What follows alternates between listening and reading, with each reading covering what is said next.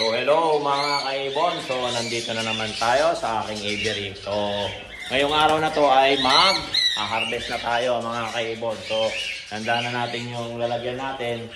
Then pagkatapos nating harvestin, lagay natin dito sa bakanting type mga kaibon. So ayan, may parakeets dyan na pair. So dyan natin ilalagay yung mga ma-harvest natin ngayong araw na to. So ayan mga kaibon, yung unang mga harvest natin, mga silver na palong, double factor.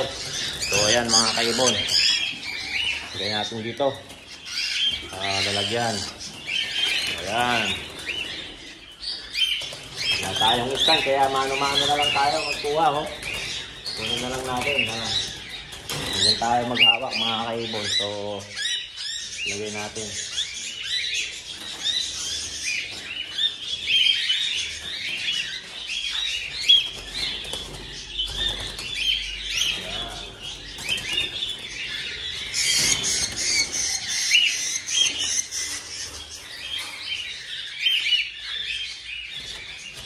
So marami-rami ito mga kaibon, siguro may halo-halo na kasi ito. So ito yung pangatlong harvest natin itong 2025. So ayan mga kaibon, so kunin na natin. So, kung nakikita nyo mga kaibon, ang gagandang klase ito, mga silver sila, silver line at follow line. Ayan, magaganda to mga kaibon, papakita ko sa inyo mamaya. So bilisan lang natin para makita nyo. So ayan, kamay-kamay na lang natin sila, mabilis naman tayo manghuli. So ayan, so, yan lang paghuli, pitin lang yung ulo. So ayan mga kaibon. So dito taas. So, tingnan na natin yan lahat. Magamit tayo ng lager para makuha. So, ayan mga kaibon.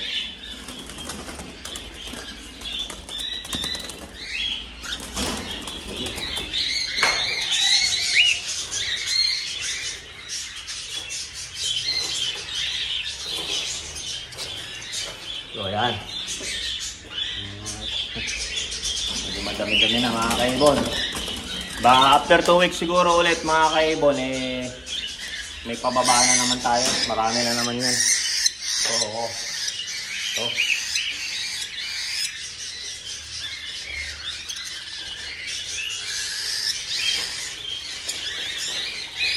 yan mga kaibon.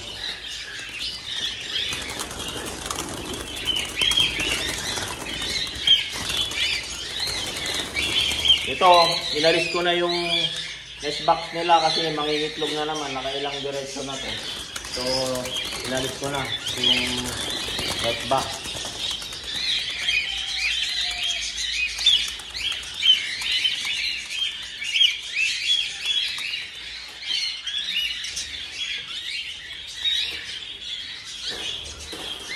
So yan.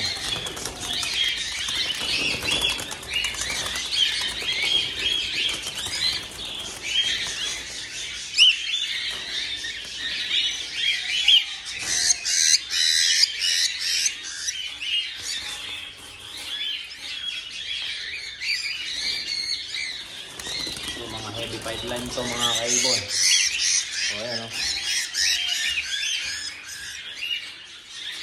So ayan.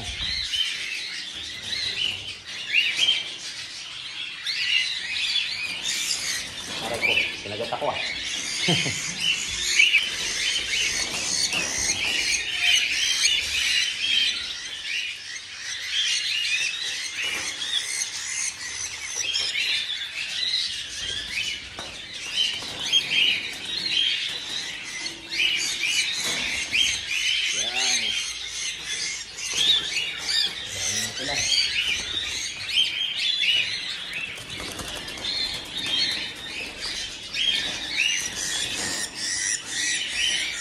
Huliin lang natin ang huliin. Yan.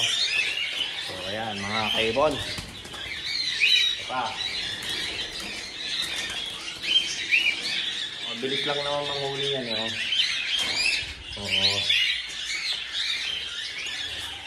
Dami na agad Dami. Pag naipon agad mga kaibon, to meron pa dito. Teka.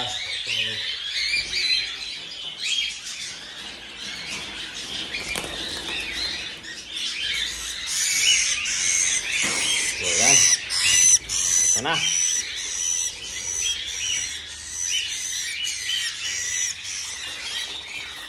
So, yan mga kaibon, yung ating harvest itong pangatlong harvest itong 2025. So, ayan, ipakita ko sa inyo yung mga mutation nila para makita nyo. So, ayan mga kaibon, yung na-harvest natin, mga kaibon, ayan po. So, unahin natin dito, isang double factor na pied. Ayan mga kaibon, na follow. Isang heavy pied follow. Isang single factor pastel pied na follow. Saka isang follow pied, heavy pied lime. Saka isang single factor na white face. Dito naman mga kaibon, pangalawa, mga single factor na follow lime saka white face gray na silver lime split ng follow. Saka isang follow pied. Saka dito naman mga kaibon, mga heavy pied lime.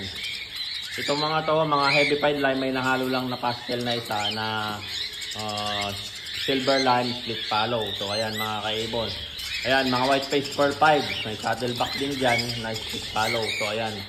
Mga heavy pied lime na rin yan mga kaibon. So kung nakikita nyo, bilangin natin lahat. 2, 4, 5, 2, 4, 6, 7, 12. Plus 2, 4, 6, 18. So, 18 po sila mga kaibon. Plus ba 2? Tama ba? Tama mga kaibon, 18. 18 po lahat yan mga kaibon.